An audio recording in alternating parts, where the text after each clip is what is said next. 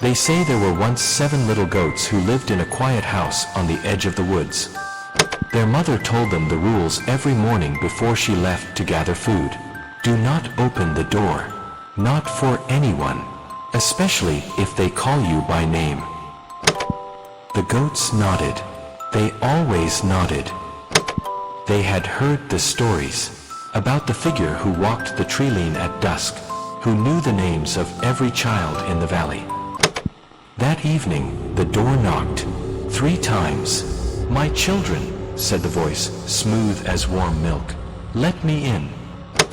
But the youngest goat looked through the crack beneath the door and saw claws. Dark, hooked claws that twitched when the voice spoke. They refused. The voice went away. The next evening, the knocking came again. This time the claws were white, dusted in chalk, and the voice was softer, sweeter, almost right. But the second youngest goat sniffed the air and smelled iron.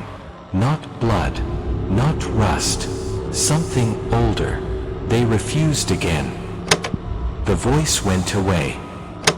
On the 3rd evening, the door did not knock. It opened. The goats had not heard the latch turn, had not heard footsteps, but the voice came from the center of the room.